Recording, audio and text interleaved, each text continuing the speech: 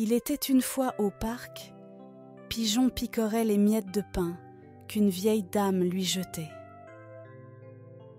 Quand tout d'un coup, un chat surgit et lui sauta dessus. Pigeon eut le temps de s'enfuir, bien qu'il y laissât quelques plumes. Ce n'était pas la première fois que le chat l'attaquait. C'était même, pour ainsi dire, le pire ennemi de Pigeon. Agacé, il promit qu'à partir d'aujourd'hui, il irait vivre une vie paisible en forêt. Il s'envola donc en direction du bois. Là-bas, il rencontra Hibou. Ce dernier était sage. Il l'accueillit et lui proposa de l'initier à la vie en forêt. Hibou lui apprit à voler la nuit. Il avait la capacité de voir dans le noir à la simple lueur du clair de lune. « Moi, je dors la nuit, et heureusement, il y a des lampadaires en ville, » dit Pigeon. Escargot lui apprit à trouver les bonnes plantes à manger. En ville, les humains nous donnent tout le temps de la nourriture, dit le pigeon. Le sanglier lui apprit à trouver son chemin dans les profondeurs de la forêt. En ville, c'est plus simple de se déplacer dans la rue, dit Pigeon.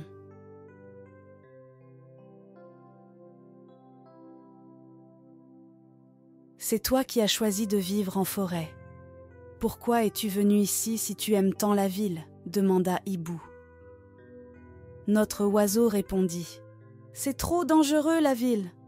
Chat m'attaque dès que j'ai le dos tourné. Je n'y remettrai plus jamais les pieds. Les animaux de la forêt décidèrent d'emmener leur apprenti voir un vieil ami.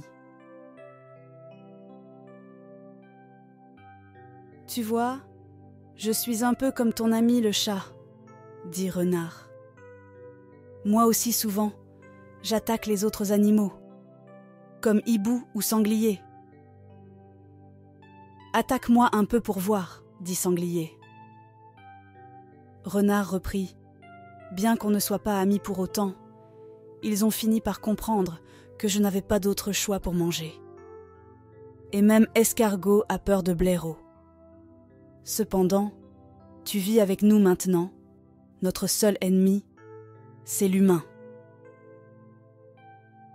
Pigeon aimait bien les humains, surtout la vieille dame qui le nourrissait souvent dans le parc.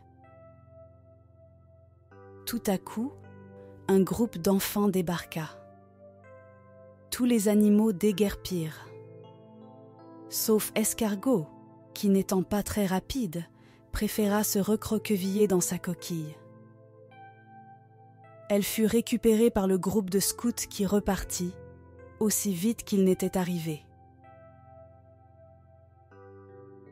« Voilà ce qui peut arriver avec les humains, » dit Renard. « Et encore ce n'étaient pas des chasseurs, » dit Sanglier, fou de rage. Pigeon connaissait la ville, et il connaissait aussi les humains. Il ne voulait pas abandonner Escargot qui s'était montré si accueillant. Il proposa d'aller en ville et de le récupérer. « Tu ferais ça ? Tu avais juré ne plus retourner en ville, » dit Hibou. « On ne te laissera pas y aller tout seul, on vient avec toi, » dit Renard. Pigeon et son groupe se rendirent donc en ville sans plus tarder. Arrivé à bon port, Pigeon put montrer les lampadaires à Hibou, ainsi que les rues et les transports à Sanglier. L'oiseau mena son groupe au parc où se trouvaient fréquemment les scouts. « Ce sont eux ? Tu les reconnais ? » demanda Renard. « Oui, c'est eux, » répondit Pigeon. « Vous avez des petites forêts dans la ville ?» s'exclama Sanglier. « Oui, c'est un square, » répondit Pigeon. les animaux élaborèrent un solide plan et passèrent à l'action. Hibou s'élança dans les airs et fit basculer la boîte où était enfermée la captive.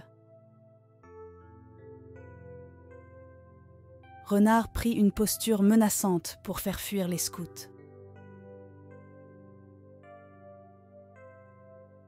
Sanglier récupéra Escargot sur son dos.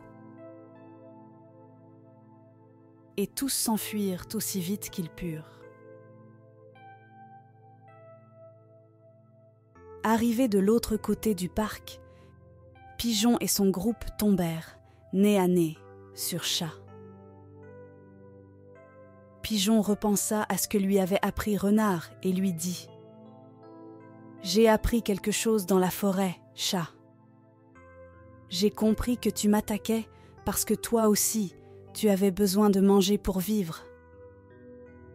Comment je pourrais te détester, alors que moi aussi, il m'arrive d'attaquer vers de terre. » Chat, qui n'avait pas écouté un mot de ce que Pigeon venait de dire, décida de ne pas faire d'histoire quand il vit le féroce Renard et l'imposant Sanglier.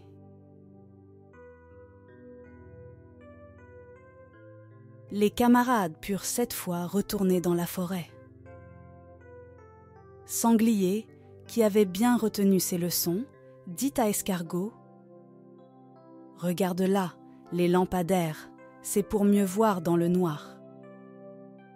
Et surtout, regarde ces poubelles, elles sont pleines de nourriture. »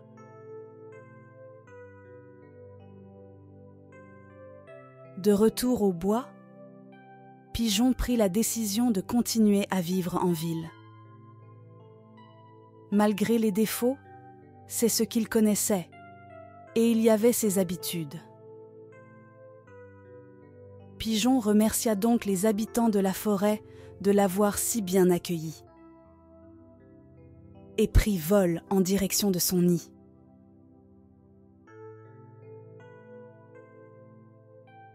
« Papa, j'en ai marre.